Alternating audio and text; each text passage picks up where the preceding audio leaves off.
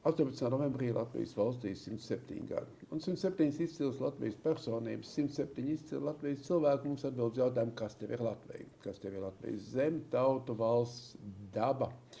Un šodien mans sarunu biedrs, Latvijas ornitoloģijas biedrības valdes priekšsēdētājs, rakstnieks, publicists Viesturs Ķers. Viestur, kas tev ir Latvija? Man Latvija neapšaubām ir Latvijas daba. Jo, es neesmu vēsturnieks, neesmu antropologs, tāpēc es varu kļūdīties, bet es esmu pārliecināts, ka Latvijas daba veido pamatu mūsu kultūrai un līdz ar to arī mūsu identitātei. Jau sākot ar valodu, jo, teiksim, latviešu valodā mēs vārdu mešs lietojam kā sinonīmu vārdam savvaļa. Mēs runājam par meža pīli un meža zosi vai meža cūku, neobligāti kā par dzīvniekiem, kas dzīvo mežā, bet vienkārši tie, kas nav mājas zos, mājas pīle vai mājas cūka. Un redz, ne tikai valodā, bet ņemot vērā tos dabas apstākļus, tas vijas cauri visam, gan tam, kādus svētkus mēs svinam un kādas ir mūsu tradīcijas šajos svētkos, no kādiem materiāliem mēs būvējam māju, kādu māju mēs būvējam, ko mēs ēdam, kādus vārdus mēs dodam saviem bērniem un savām mājām. Tam visam vīs cauri daba un pirmkārt mežs. Mežs ir sinonīms dabai bieži vien latviešiem, tāpēc, ka mežs ir galvenā dabiskā ekosistēma Latvijā. Un es pats dzīvoju mežā. Un es esmu tāds Latvijas konservatīvs, es teiktu, tur, kur es esmu ieaudzis, tur man ir labi. Man nepatīk braukt prom no mājām, man nepatīk braukt prom no Latvijas. Bet tad, kad ir jābrauc un darba vajadzībās bieži man ir jābūt ārpus Latvijas, to meža trūkumu var izjust gandrīz fiziski. Jo maz ir tādu vietu, kur mēs varam aizbraukt, kur meža būtu tikpat daudz kā Latvijā. Bet problēma ir tā, ka tad, ja mums ir kaut kā daudz, mēs pret to sākam izturēties nevērīgi. Mēs reizēm pat pārspīlētu vērtību piešķiram kaut kam, kā mums ir maz, bet pavīši izturamies pret lietām, kas mums ir daudz. Un to ļoti labi pirms gandrīz jau 100 gadiem pateicis tāds mežkopis Krišs Melders, kurš starp citu bija ne tikai mežkopis, bet tolaik arī Zemkopības ministrijas meža departamenta direktors. Viņš teica, ka kādreiz mēs upurējām zeltu mežam, tagad mēs upurējam mežu zeltam. Un, diemžēl, viņa teiktais ir aktuāls joprojām arī mūsdienās.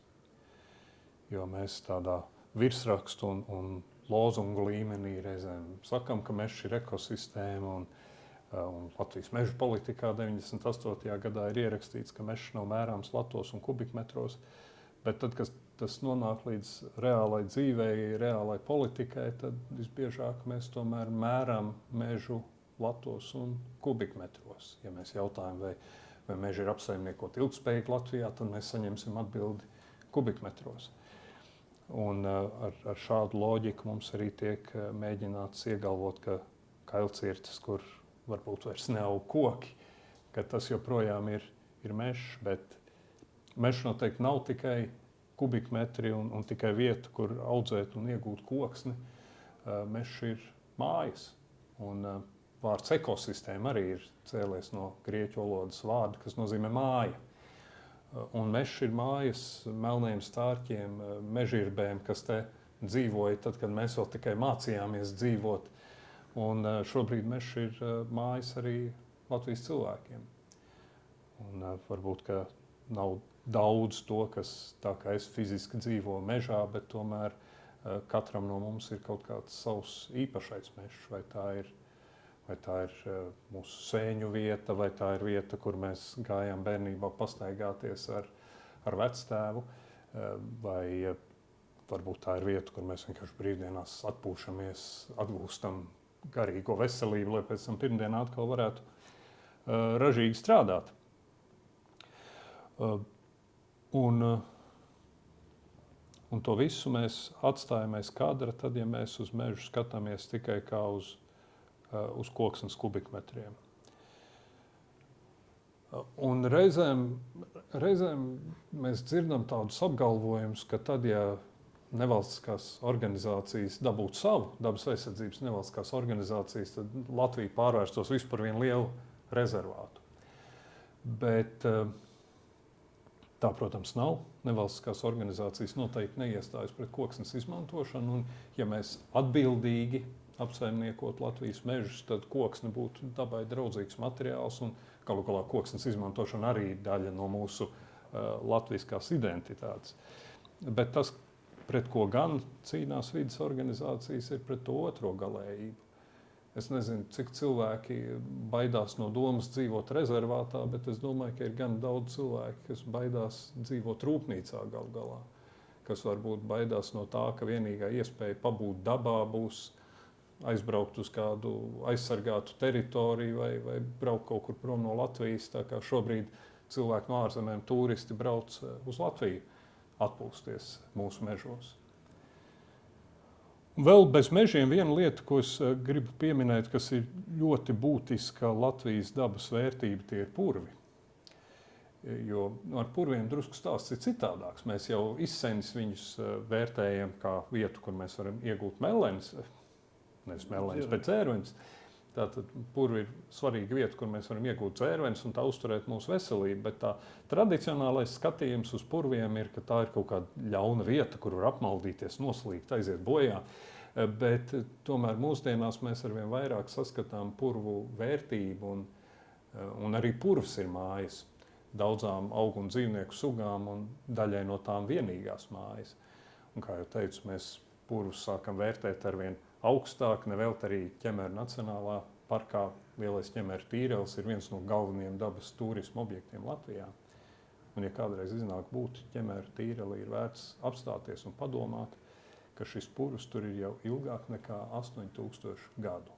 Tas nozīmē, ka tad, kad Latvijā vēl bija akmens laikmets, Ēģiptē cēla piramīdas, Ķemeru tīrelis jau bija purvs.